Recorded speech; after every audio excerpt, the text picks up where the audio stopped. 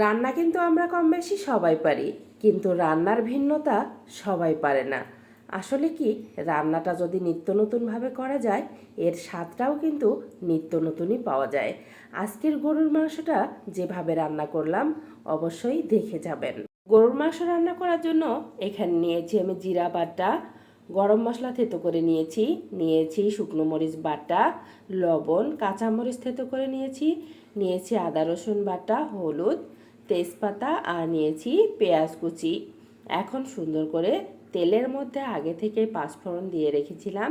এখন সমস্ত মশলা দিয়ে 2 থেকে 3 মিনিট মশলাগুলো নেড়ে চেড়ে তেলের মধ্যে কষিয়ে নেব। আসলে আজকের গরুর মাংসটা স্পেশাল হওয়ার কারণ হচ্ছে গরুর মাংসের মধ্যে বাড়তি কোনো পানি অ্যাড করিনি। গরুর মাংস থেকে যে পানি ছেড়েছে সেটা দিয়েই কিন্তু রান্নাটা শেষ পর্যন্ত করে নিয়েছি। এর জন্য মাংসের মধ্যে আলাদা একটা টেস্ট হয়েছিল, এতটা মজা লেগেছিল আপনাদেরকে বলে বোঝাতে পারবো না। যদি একদিন এই রেসিপিটা ফলো করে ট্রাই করেন, অবশ্যই আমাকে কমেন্টে জানাবেন কেমন লেগেছিল। এই তো মশলাগুলো প্রায় কষিয়ে নেওয়া হয়ে গেছে। এখন আমি এর মধ্যে আগে থেকে কেটে ধুয়ে রাখা মাংসগুলো দিয়ে দিচ্ছি। এখন আবারও নেড়ে চেড়ে মশলার সাথে সুন্দর করে মিশিয়ে নিতে হবে। এই রান্নাটায় প্রথমের দিকে হাই হিটে রাখতে হবে। যখন মাংসের মধ্যে পুরোপুরি বলক চলে আসবে, তখন কিন্তু একেবারেই মিডিয়াম টু লো হিটে রেখে প্রায় 10-15 মিনিট রান্না করে নিতে হবে। আপনারা দেখতেই পাচ্ছেন মাংসগুলো দেওয়ার পরেই কিন্তু অনেকটা পানি ছেড়েছে। মাংস থেকে কিন্তু পানি ছাড়ে অনেক। দেখতেই পাচ্ছেন ঢাকনা খুলে 5-6 মিনিট পর মাংস থেকে অনেকটা পানি উঠেছে। এখন এই পানিটা দিয়েই আমি রান্নাটা কিভাবে করলাম দেখতে থাকেন। এই তো মাঝে মাঝে ঢাকনা খুলে এভাবে নেড়ে চেড়ে দেব আর ঢেকে দিয়ে 15-20 মিনিট সুন্দর করে সিদ্ধ করে নেব।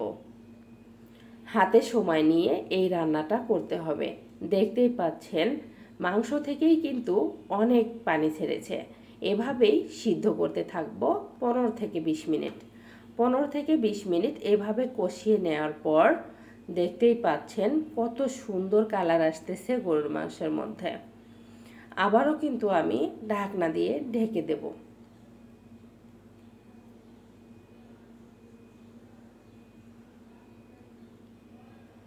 15-20 মিনিট রান্না করে নেওয়ার পর এখানে আমি ভাজা জিরার গুঁড়া অ্যাড করে দিলাম। এখন কিন্তু চুলা থেকে নামিয়ে নেব। তার আগে আবারও 5-10 মিনিট চুলার উপরেই দমে রেখে দেব, একেবারেই লো হিটে। এভাবে প্রায় মাংসটা আমি এখানে 40-50 মিনিটের মতো রান্না করে নিয়েছি। দেখতেই পাচ্ছেন হাড় থেকেও কিন্তু মাংসগুলো আলাদা হয়ে গেছে। এত সুন্দর সিদ্ধ হয়েছে, আপনারা দেখেই বুঝতে পারতেছেন মশলাগুলো একেবারেই গলে গেছে। ঝোল একদম গাঢ় হয়ে গেছে, মাখো মাখো হয়ে গেছে।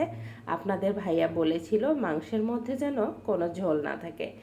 এইটুকু ঝোল কিন্তু তরকারিটা ঠান্ডা হতে হতেই একেবারেই মাখো মাখো হয়ে যাবে।